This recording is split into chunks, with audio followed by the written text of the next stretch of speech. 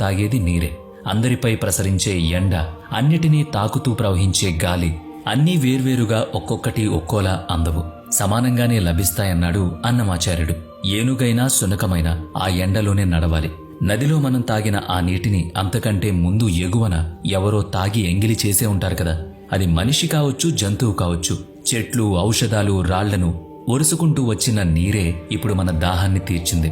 ఇది మీరు ఒప్పుకున్నట్లయితే ఈ విశ్వంలో ఉన్న చైతన్యం కూడా ఒక్కటే అని అర్థం చేసుకోగలుగుతారు. ఆ చైతన్యానికి సనాతన భారతం రాముడని, మహాశక్తి అని, జ్యోతి స్వరూపమని పేర్లు పెట్టింది.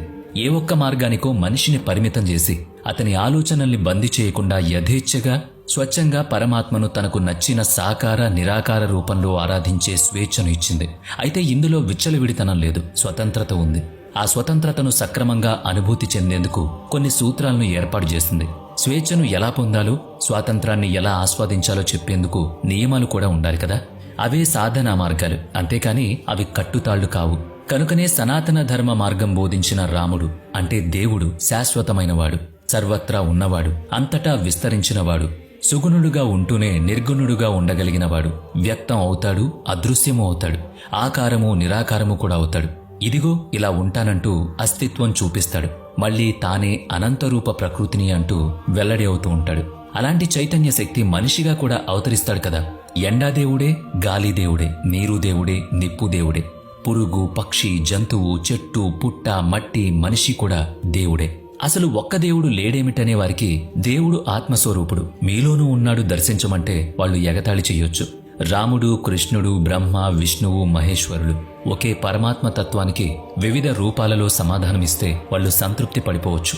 నామరూప గుణాలు వేర్వేరు కాని తత్వం ఒక్కటే అని చెప్పి ఒప్పించగలమా అంటే అది ఎవరికి వారు తెలుసుకోవడమే సరైన మార్గం.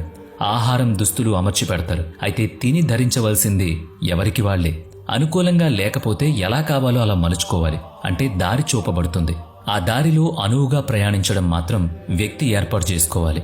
ఆ చూపే వ్యక్తి గురువు, ఆశ్రయించే వ్యక్తి సాధకుడు. సనాతన భారతంలో రాముడు త్రేతాయుగం నాటి దశరథ రాముడు మాత్రమే కాదు, తత్పూర్వం కూడా దైవాన్ని, భగవంతుణ్ణి, జగత్తు అంతటా నిండిన అనంత స్వరూపుణ్ణి రామ శబ్దంతో ప్రస్తావించారు. రామైతి ప్రజా అంటే ప్రజలను ఆనందింపజేసేవాడు రాముడు, అనగా పరమాత్మ తత్వం ఆత్మానందాన్ని కలిగిస్తుంది కదా. అలా కలిగించే రూపాన్ని ధరించిన విష్ణువు మనిషిగా జన్మించి రాముడైనాడని పురాణాలు వర్ణిస్తున్నాయి. అతడు పరశురాముడై చెడ్డవారిని సంహరించి ప్రజలను ఆనందింపజేశాడు. దశరథ రాముడై ప్రజలకు సకల గుణాభిరాముడయ్యాడు. రాముడంటే ఒక మానవ మాత్రుడు కాడని, మనిషి రూపంలో వచ్చి లోకానికి పరమాత్మ తత్వాన్ని తెలియజేసి ఆత్మానందాన్ని కలిగించిన భగవంతుడని అర్థం చేసుకోవాలి. ఐశ్వర్యం, ధర్మం, వైరాగ్యం, జ్ఞానం, మోక్షం అన్నిటినీ ఇచ్చినవాడు కనుక అతడు భగవంతుడయ్యాడని శాస్త్రం చెప్తోంది. ఇదే భగవంతుని తత్వం అని పెద్దలు చెప్తున్నారు.